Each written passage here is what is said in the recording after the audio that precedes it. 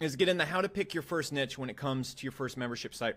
And I want to get into the tiers of what people will buy and how much they'll buy them. Now, you can operate on any of these tiers, but you need to understand this first, and then we'll actually go into how to diagnose what niche we want to get into. So there's really 4 tiers to how fast people will buy stuff.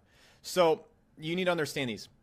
The first tier, actually, here are the tiers. It's pain, self-improvement, okay, all right, major or social status, okay, it's social status improvement, all right, slash, life happiness, okay, stuff that makes people, and I'll explain each of these more in a little bit here, more detail right here. Then there's self-improvement, all right, so I'm going to do self-improvement, and then there's going to be just hobbies. So let me explain each of these right here. Pain is going to be the number one thing people will pay for every single time. So, for example, a really good example of this is I used to kind of work with this one business that did a lot in acid reflux, and there's a lot of bad things that come with that. There's a lot of people that have health problems or something like that, and it puts them in massive amounts of pain. So here's what I'm referring, like if a person's overweight, the reason why we're losing weight, it puts people in massive pain. Acne, huge niche out there because it puts people in massive pain. Anything where a person is in massive pain, that's going to be a niche where people shell over money like that.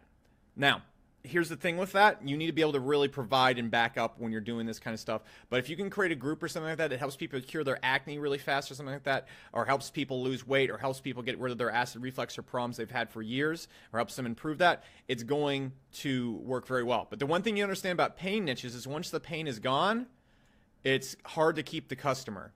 So where you're really going to want to come in at is probably in these 3 areas right here.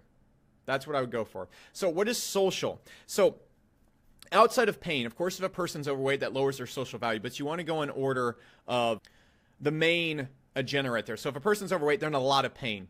Social value is going to be things like money and life value. Money is probably one of the top ones right there when it comes to it. How good your skin is, all right, something like that. How well you talk to people. Actually, that's not going to fall. So the next one that we have right here is going to be social and life happiness overall. Okay, so mostly this is going to be over life happiness. So examples of these one is going to right here like making money. Okay, being better at talking to girls. Stuff that might improve their socials, like getting a 6-pack or something like that. All right, so getting a 6-pack.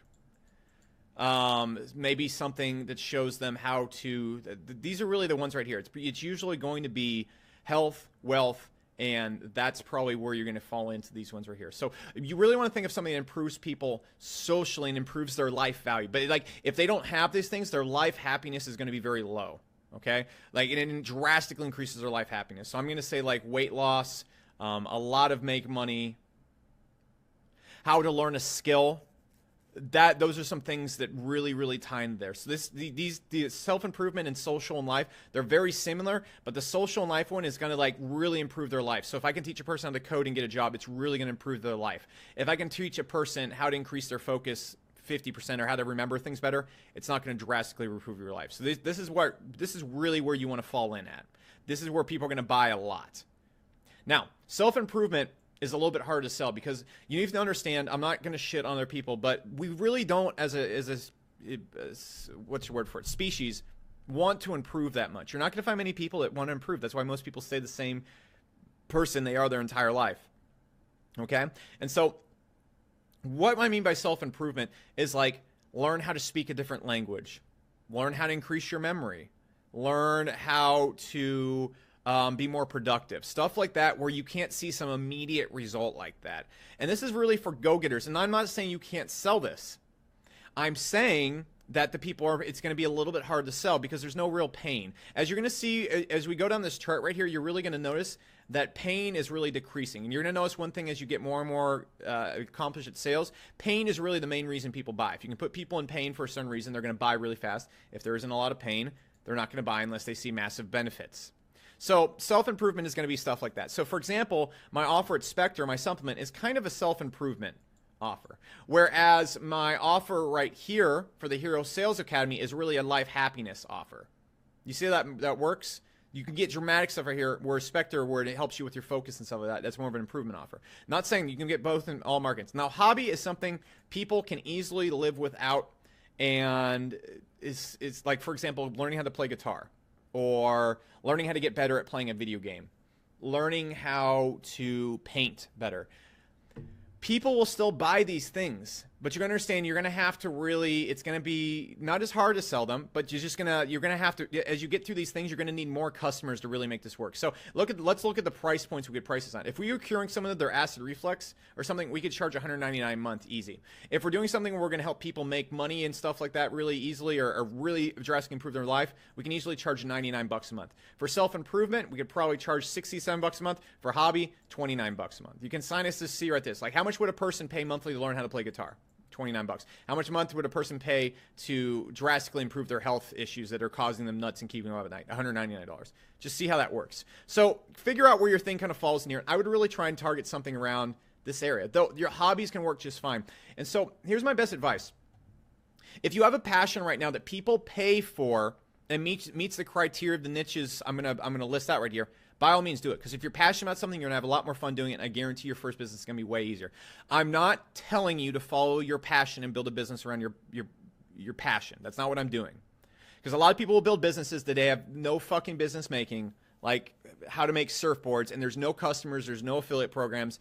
It's not great. But I'm telling you, one of the big keys to making money online is having fun doing it. It's just, I'm having fun doing this right now. Actually, I hate making training videos, but I'm excited doing this because I'm excited about the Hero Sales Academy. I love making YouTube videos. I love everything I do. That's why I'm able to do it so well.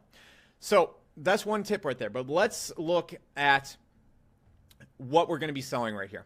So let's look at the 3 things we want to look for. First thing we need to look for in a niche. Are there other membership sites?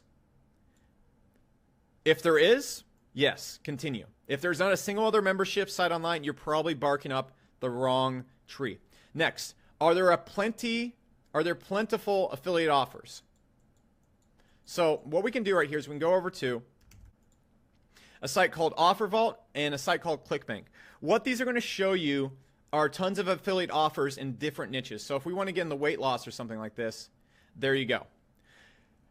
So I want to be able to see that there's plenty of affiliate offers that I can promote. All right, maybe you know, I don't know.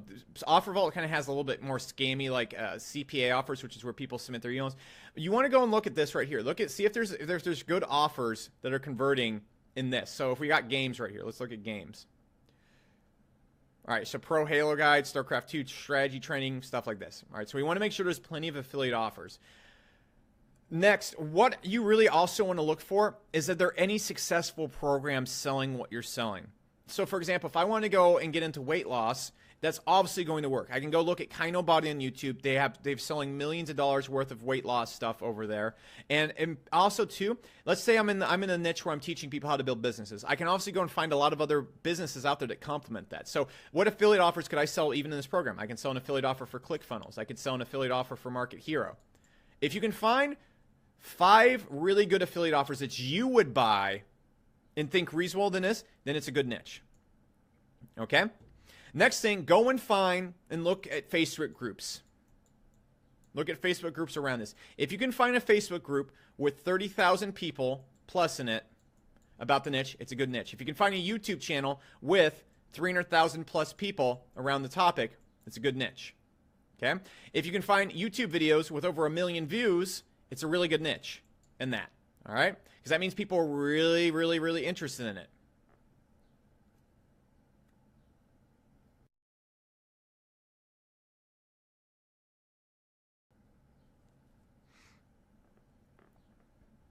And if you can find lots of people paying to learn and actively getting in on this niche, it's a great niche. If it matches all these things, it's going to be a really good niche to get into. You're probably thinking, well, shouldn't I go after something that's not competitive? No, because competition isn't matter right now. When you have respect, trust, and rapport, competition doesn't matter because we're cutting the line. And so we just need to build a relationship with 80 people. If we're in a niche like weight loss, there are millions, probably billions of people in it. We only need 80 of those people to pay us. See how that works? That's what we do. Now, what do we do if we don't have any passions and we don't know anything about anything?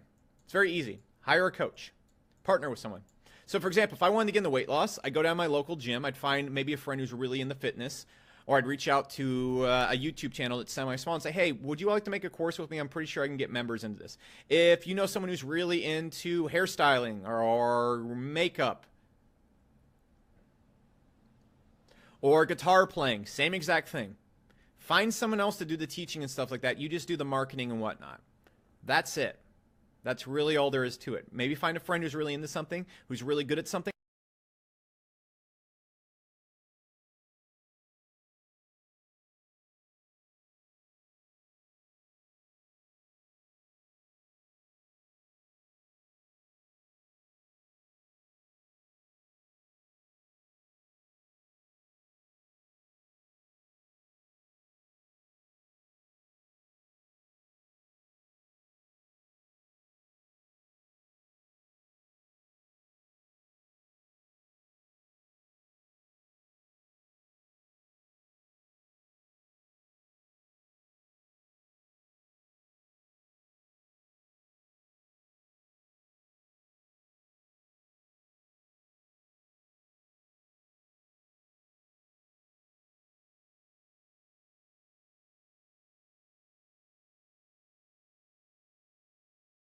Have them make a course. You can be the person that moves it. Now, the only drawback to that is you're going to have to get 160 people for you to make that $4K a month.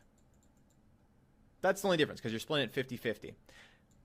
So that's all there is to it. So this is how you go and pick your niche. You can pick any niche you want, but it needs to meet these criteria, and you need to understand these are kind of where you're going to want to price at based on what you're doing. I'm going to say every single time, guys, here's kind of the shortcut to this, guys. You're going to probably be like, oh, man, I can only sell a guitar membership for $19 a month. Yeah, but you can sell a guitar coaching program for $50 a month. Easy. Easy. Easy, easy, easy. We can hop on a Skype call and stuff like that. So that is all there is to it.